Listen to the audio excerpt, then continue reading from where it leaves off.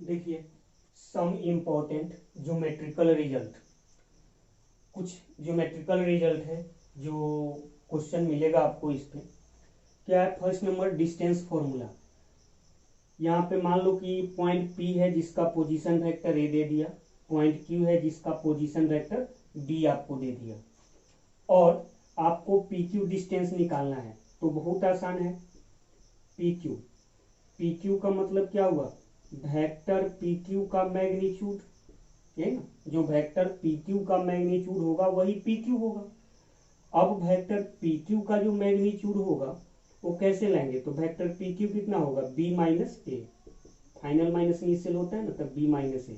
अब क्या करो कि B माइनस ए करोगे तो एक वेक्टर मिलेगा आपको I, J और K के टर्म में, और उसका मैग्नीट्यूड निकाल लो, वही आपको मिल जाएगा PQ। अब ऐसा भी हो सकता है आपको कि यहाँ पे वेक्टर ए है, P का पोजीशन वेक्टर ए दे दिया। 3D में ऐसा हो सकता है कि यहाँ पे पोजीशन वेक्टर ए न देकर पॉइंट P का कोऑर्डिनेट दे दे, x1 y1 z1, ठीक है, और B का पॉइंट Q का कोऑर्डिनेट दे दे x2 y2 z2, और तब निकालने के लिए कहे तो भी कर सकते हैं। वेक्टर बी कहने का मतलब क्या, वेक्टर बी यानी Q का पोजीशन वेक्टर बी है, और वेक्टर बी किसके बराबर होगा, तो x2y plus y2j plus z2k। पिछले क्लास में हम लोग देखे थे सब ऐसे करना कि कोऑर्डिनेट है तो पोजीशन वेक्टर ला सकते हैं, या पोजीशन वेक्टर मालूम है तो कोऑर्डिनेट ला सकते हैं। खैर यहाँ पोजीशन वेक्टर बी है और इसका कोऑर्डिनेट इतना है, तो वेक्टर बी किसके बराबर होगा, x2y plus y2j plus z2k। तो वेक्टर बी की जगह पर रख दो कितना, x2y plus y2j plus z2k minus a कितना, तो यहाँ पे x1i plus y1j plus z1k, तो x1i plus y1j plus z1k, और इसका मैग्नीट्यूड।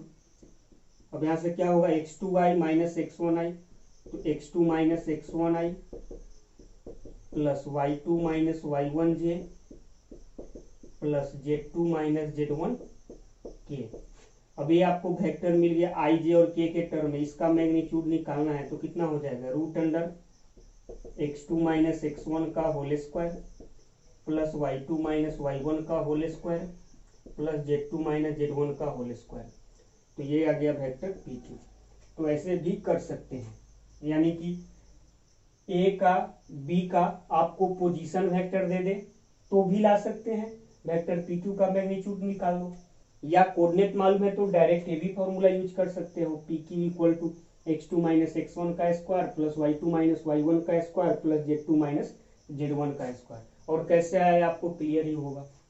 चलो ये था हमारा डिस्टेंस फॉर्मूला। सेकेंड नंबर देखते हैं सेक्शन फॉर्मूला।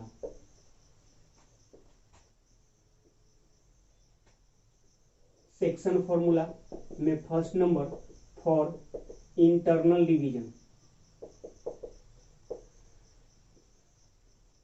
आप लोग पढ़े होंगे कोऑर्डिनेट ज्योमेट्री में सेक्शन फॉर्मूला, वहां पे दो टाइप का डिवीजन पढ़ना था, एक्सटर्नल के लिए और इंटरनल के लिए।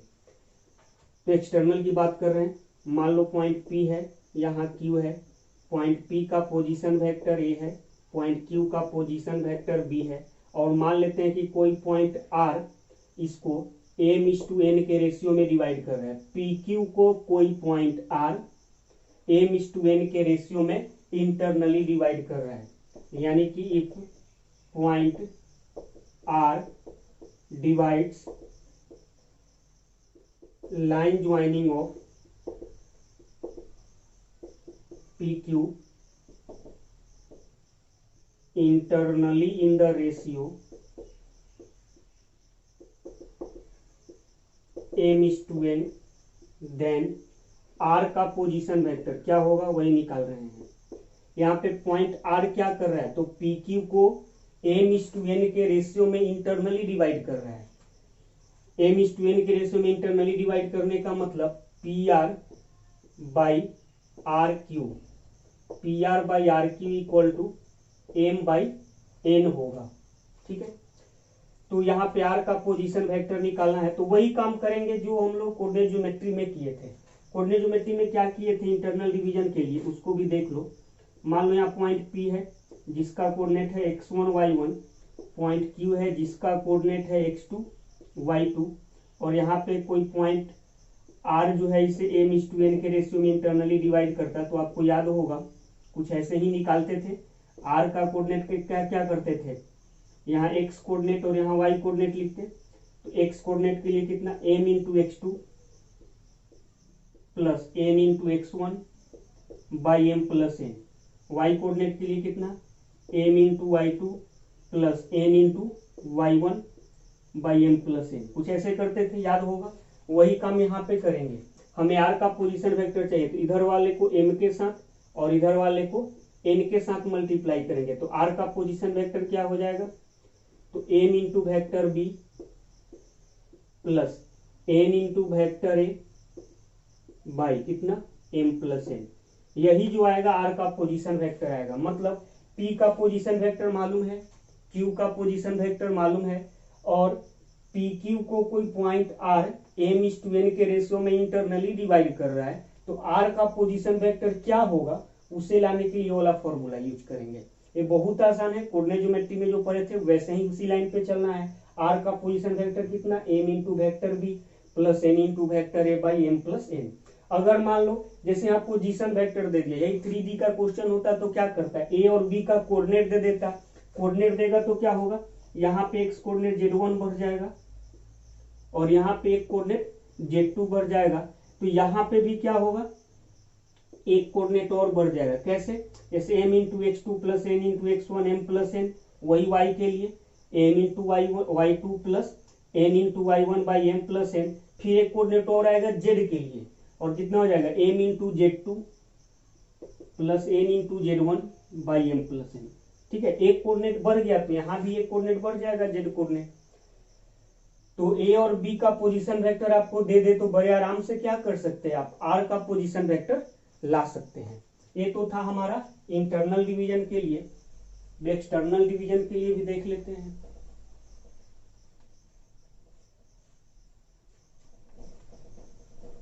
और आपको P और Q कुछ भी फॉर्म में दे सकता है, या तो पॉइंट कोऑर्डिनेट दे सकता है या उसका पोजीशन वेक्टर दे सकता है, कुछ भी दे सकता है, दोनों के लिए ही देख लिए। चलो second number, for external division. External division यानी मान लो पॉइंट P है जिसका पोजीशन वेक्टर A दे दिया, पॉइंट Q जिसका पोजीशन वेक्टर B दे दिया, पॉइंट Q का पोजीशन वेक्टर B, और कोई पॉइंट R जो है इस बार इसे एक्सटर्नली डिवाइड कर रहा है m/n के रेशियो में। यानी if point R divides PQ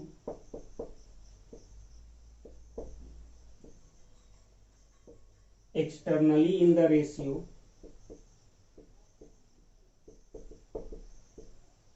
m/n, then externally divide कर रहा है तो r का कोऑर्डिनेट क्या होगा, तो एक्सटर्नली डिवाइड करेगा। अच्छा, एक्सटर्नली डिवाइड का मतलब ये हुआ PR by QR, PR by QR, यह m बाई n होगा। इंटरनली में क्या था, PR by R Q m by n था, यहाँ पे क्या होगा PR बाई QR, वो क्या होगा m बाई n होगा। ये पूरा PR बाई QR। तो r का कोऑर्डिनेट क्या होगा, तो इंटरनली डिवीजन के लिए जहां जहां प्लस लिए थे एक्सटर्नली में वहां पे बस माइनस ले लेना है।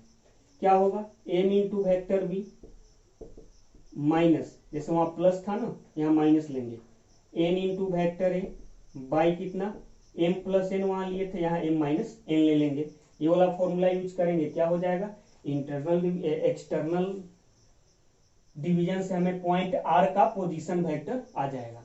अगर मान लो यही हमें क्या करता, कोऑर्डिनेट दे देता, a का कोऑर्डिनेट दे देता, b का q का कोऑर्डिनेट दे देता। जब कोऑर्डिनेट दे देता तो जैसे यहाँ पे जहां प्लस था सब जगह माइनस हो जाता, यहाँ माइनस सब जगह माइनस हो जाता। थर्ड नंबर,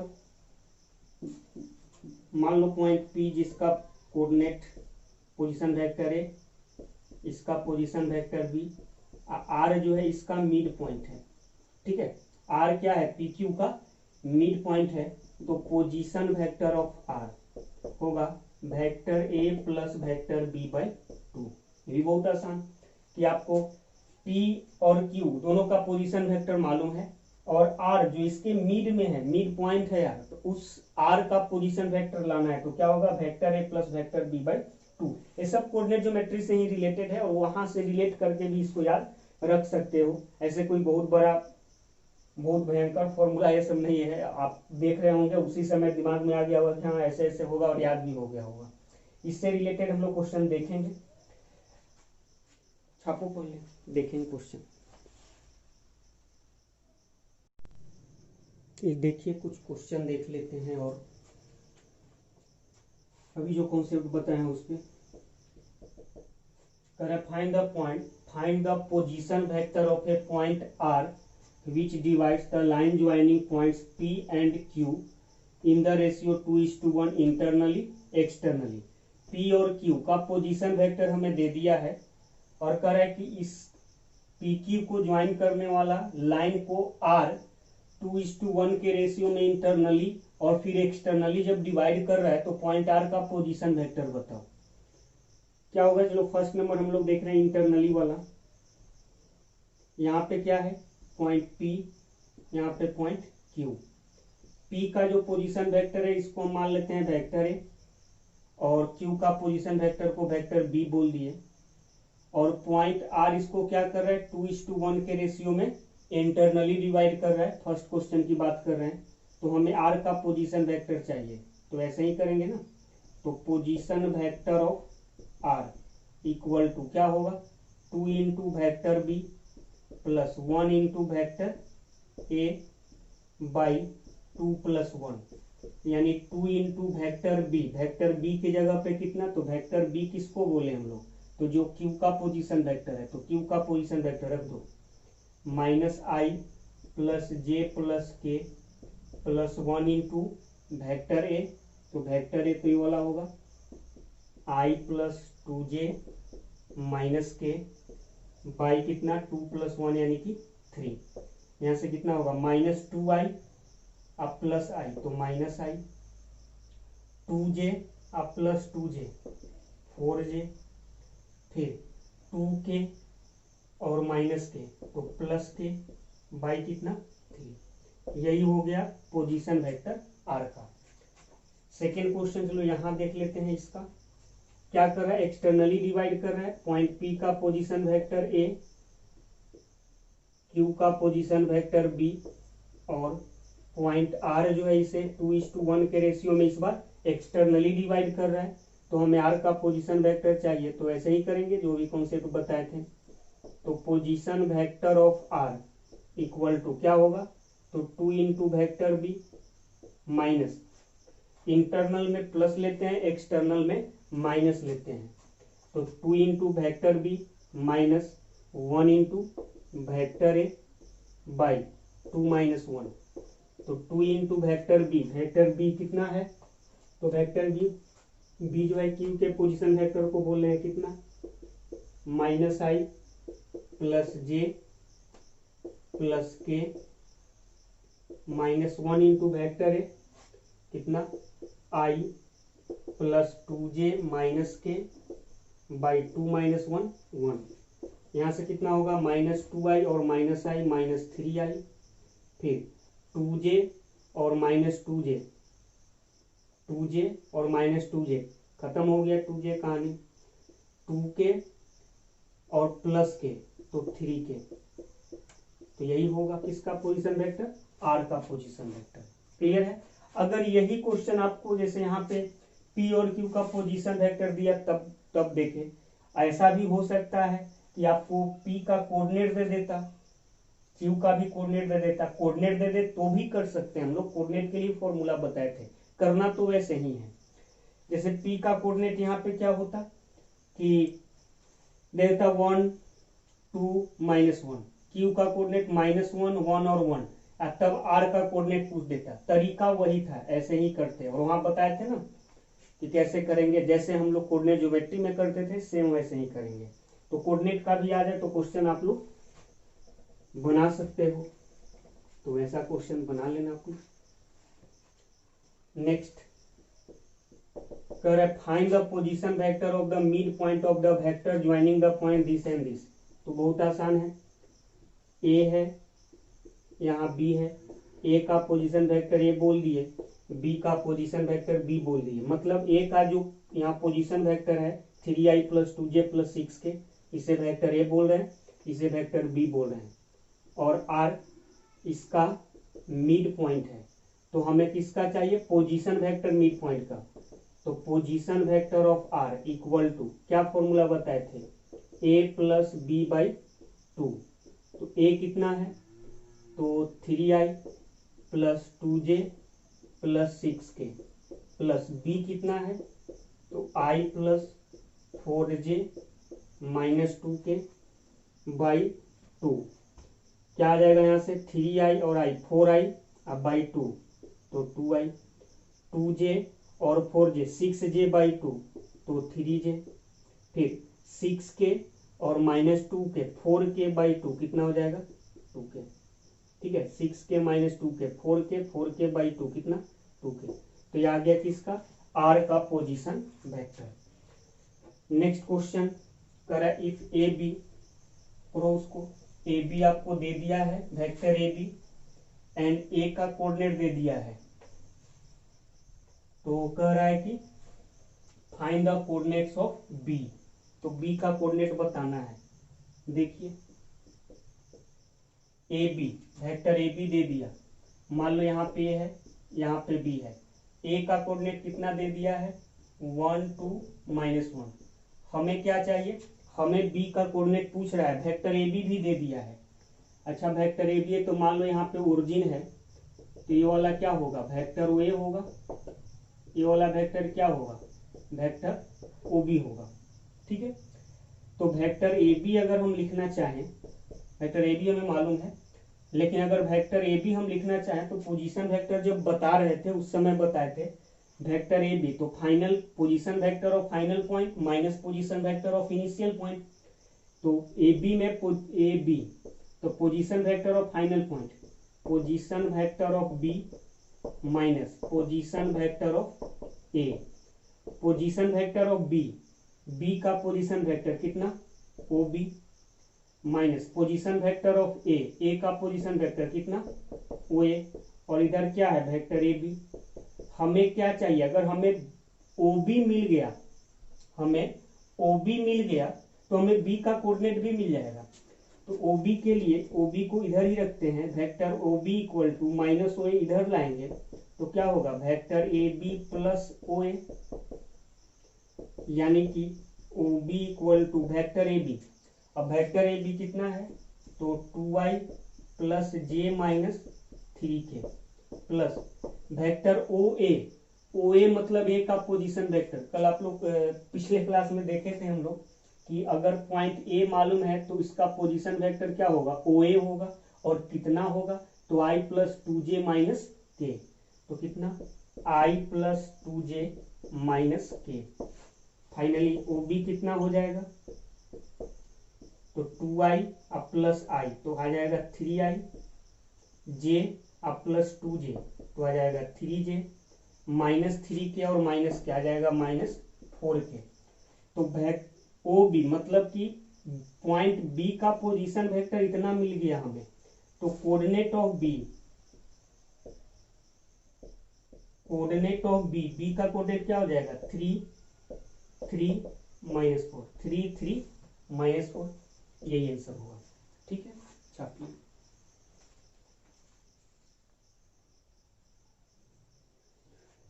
देखो if the point, if the position vector of the vertices A B and C of a triangle be this this and this respectively, prove that triangle A B C is a equilateral triangle. हमें prove करना है कि A B C equilateral है। क्या करो, A B C, ए का position vector कितना है i + 2j + 3k, बी का पोजीशन वेक्टर है 2i + 3j + k, और सी का पोजीशन वेक्टर है 3i प्लस जे प्लस 2k। अगर हमें वेक्टर मेथड से क्या करना है, हमें दिखाना है कि ट्रायंगल एबीसी इक्विलेटरल है। खैर यहाँ पे नहीं बोला कि वेक्टर मेथड से ही करो, आप चाहो तो ऐसे भी कर सकते हो। ए का पोजीशन वेक्टर इतना है तो ए का कोऑर्डिनेट क्या हो जाएगा 1 2 3 होगा 1 2 3। उसी तरह बी का कोऑर्डिनेट हो जाएगा 2 3 1, सी का कोऑर्डिनेट हो जाएगा 3 1 2। ठीक है, तो ए बी और सी का कोऑर्डिनेट आ गया तो क्या करो ए बी निकालो डिस्टेंस फॉर्मूला से, बी सी डिस्टेंस फॉर्मूला और ए सी डिस्टेंस फॉर्मूला से निकालो और ये दिखा दो कि ए बी बी सी और ए सी आपस में इक्वल है। ए बी बी सी ए सी आपस में इक्वल है मतलब क्या होगा इक्विलेटरल ट्रायंगल होगा। हो गया प्रूफ। क्योंकि यहाँ पे नहीं बोला कि वेक्टर मेथड यूज कीजिए, भले ही ए और बी और सी का पोजीशन वेक्टर दे दिया। अब पोजीशन वेक्टर दे दिया तो हम लोग कोऑर्डिनेट ला दिए, कोऑर्डिनेट ला के क्या किए डिस्टेंस फॉर्मूला यूज किया और डिस्टेंस फॉर्मूला यूज करके यहां से किए हैं। तो करो क्या, यहाँ पे अगर तुम जाना चाहते हो अगर वेक्टर मेथड से तो वेक्टर ए बी निकाल लो। वेक्टर ए बी कितना होगा, वेक्टर ए बी हो जाएगा कितना फाइनल माइनस इनिशियल तो 2i माइनस आई तो हो जाएगा आई, फिर 3j माइनस 2j तो प्लस j और k minus 3k minus 2k। तो वेक्टर ए बी का मैग्नीट्यूड कितना हो जाएगा तो रूट अंडर कितना 1 square 1 square 1 square 1 square plus minus 2 square यानी कि 4 कितना हो जाएगा रूट 6। ठीक है, वेक्टर बी सी निकालो तो वेक्टर बी सी निकालें कितना 3 माइनस 2 आई जे माइनस 3j तो माइनस 2j और 2k माइनस के तो प्लस के। तो यहाँ पे वेक्टर बी सी का मैग्नीट्यूड कितना root under 1 square 1 minus 2 square 4 plus 1 यहाँ से भी क्या आ जाएगा रूट 6 ही आया।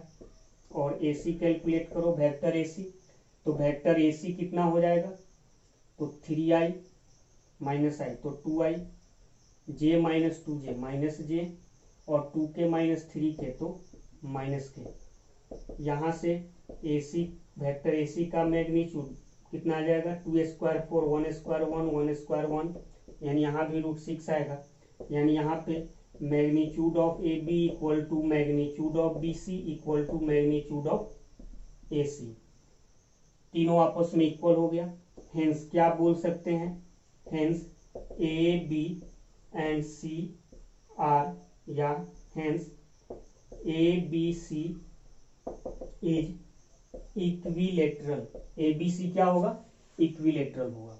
ठीक है, यहां पे क्या करो करे using vector method so that the point A B and C are vertices of right angle triangle. यहाँ पे बोल दिया कि वेक्टर मेथड का यूज करके दिखाओ कि यह तीनों पॉइंट क्या है ट्रायंगल, तीनों पॉइंट जो है वो किसी राइट एंगल ट्रायंगल का वर्टिसेस है। बोले इतना छापो तू। क्या था, हमें प्रूव करना है वेक्टर मेथड से कि ये क्या है राइट एंगल ट्रायंगल का वर्टिसेस है। क्या करो वेक्टर मेथड यूज करना है। अगर वेक्टर मेथड ना यूज करने के लिए कहता केवल ये बोल देता कि प्रूव करो A B C right angle triangle का वर्टेक्स है तो बहुत तरीका था। अभी भी कुछ तरीका जानते हैं, आगे भी कुछ तरीका हम लोग देखेंगे। क्या करते ए बी और सी मालूम है तो ए बी बी सी और ए सी निकालते और ए बी बी सी ए सी निकाल के देखते कि कोई दो का स्क्वायर का सम तीसरे के स्क्वायर के बराबर है क्या, मतलब पाइथागोरस लग रहा है क्या। अगर लग जाता मतलब क्या हो जाता राइट एंगल ट्रायंगल हो जाता। और डिस्टेंस फॉर्मूला से यहाँ पे बस करना क्या है हमें कि वेक्टर मेथड से अगर ए बी सी है तो ए का कोऑर्डिनेट 1 माइनस 1 0, बी का कोऑर्डिनेट 4 माइनस 3 1 और सी का कोऑर्डिनेट 2 माइनस 4 और 5। तो यहाँ पे करना क्या है कि वेक्टर ए बी लाओ, वेक्टर बी सी लाओ और वेक्टर ए सी लाओ। ठीक है, vector A B B C और ए सी, पहले तो तीनों का सम 0 हो जाना चाहिए, मतलब A B plus B C plus A C तीनों आ जाएगा 0। देखना करके वेक्टर ए बी निकालो, वेक्टर बी सी निकालो, वेक्टर ए सी निकालो। ए बी बी सी सी ए मतलब A B B C C ए निकालो। ठीक है, ए बी बी सी सी ए क्या आ जाएगा 0 आ जाएगा। देखो ए बी बी सी सी ए, तो ट्रायंगल में ही होगा ना, ये तो है ही कि A B B C C ए, जहां से ए से चले ऐसे घूम के फिर ए पर आ गए तो जीरो होना चाहिए। तो A B B C C ए निकालना और दिखाना कि A B plus B C plus C A zero है। ठीक है, इतना। उसके बाद जब vector A B B C C A आ गया, कुछ आ जाएगा, कितना आ जाएगा, तो लेट दिखा देते हैं। वेक्टर ए बी कितना होगा, ए बी तो फाइनल माइनस इनिशियल, तो 4 माइनस 1, तो 4 माइनस 1 3, यानी 3 आई, माइनस 3 माइनस माइनस 1, तो माइनस 3 माइनस माइनस 1 यानी प्लस 1, तो माइनस 2 जे, और 1 माइनस 0 तो प्लस के। तो वेक्टर ए बी आ गया। उसी तरह वेक्टर बी सी और वेक्टर सी ए ला दो, तीनों का सम पक्का जीरो आ जाएगा, वहां देखना। और फिर जब ए B B C C A आ गया तो यहां से ए बी का मैग्नीट्यूड ला दो, बी सी का मैग्नीट्यूड ला दो और सी ए का मैग्नीट्यूड ला दो। जब ए बी बी सी और सी ए का मैग्नीट्यूड आ जाएगा तो देखना कि दो A B plus B C, A B square plus B C square C A square हो जाएगा, या A B square plus C A square B C square आ जाएगा। मतलब दो का स्क्वायर का सम तीसरे के स्क्वायर के बराबर आ गया, मतलब राइट एंगल ट्रायंगल हो गया। तो उम्मीद करते हैं कि ऐसा क्वेश्चन तुम लोग खुद बना लोगे, कर लोगे। मिलते हैं आगे अब डॉट प्रोडक्ट में।